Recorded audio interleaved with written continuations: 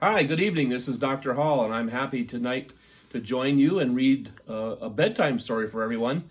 Normally, I get to read to you in your classrooms, and I wish we could do that right now, but unfortunately, we're all going to be at home for a while, and so it's important that we keep on reading it while we're at home, and of course, keep on washing our hands to be safe and take care of everything as we're going through all of our stuff here. So tonight, we're going to hear a story from Pete the Cat by James Dean, and I selected Pete the Cat's Train Trip. I hope you enjoy it. Pete the Cat cannot wait to visit his grandma with his mom and his brother Bob. They get to ride on a train. Make sure you don't lose your ticket, says Mom. She gives one ticket to Pete and one to Bob. Pete looks up at the big board. Our train is leaving at 10 o'clock, he says. A train speeds by. That's not our train. That's a cargo train, Bob tells Pete. It's finally 10 o'clock and the train arrives at the station. All aboard, says the conductor. Pete is so excited, he's the first one on the train.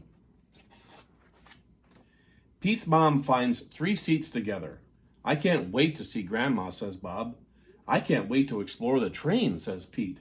The conductor comes to collect the tickets and Pete hands his over. I love trains, says Pete. Really? I can show you around if you like, says the conductor. Pete nods his head. The conductor gives Pete an engineer's hat. Great, let me introduce you to the engineer, says the conductor. Pete follows the conductor from car to car as the floor rumbles under his feet. Wow, says Pete when they get to the caboose. We're going over a bridge. Pete sees his mom and Bob. They are at the snack bar. I got this for you, says Bob. Pete follows the conductor. He goes to the front of the train. Come in, says the engineer. Wow, says Pete. The engineer shows him the engine and how everything works. The engineer shows Pete the train's brakes. Look, there is a tunnel up ahead. When they go through the tunnel, everything gets dark. Pete gets to honk the horn. Toot, toot. It's so much fun. Once they are out of the tunnel, everything is light again. They're almost at Grandma's house. Pete better get back to Mom and Bob. Thanks for showing me around, Pete says. He learned so much about trains today. Anytime. Have fun with your grandma, says the engineer. Pete walks back to his seat where Mom and Bob are.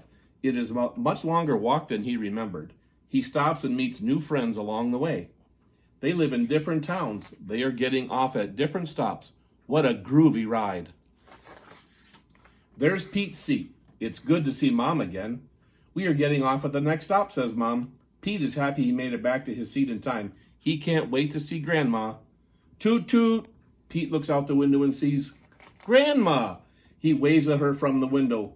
Once the train doors open, Pete is the first one off the train. He rushes over to Grandma to give her a big hug. It feels good. How was the ride over? Asked Grandma. It was groovy. I got a cool hat and met the engineer, says Pete.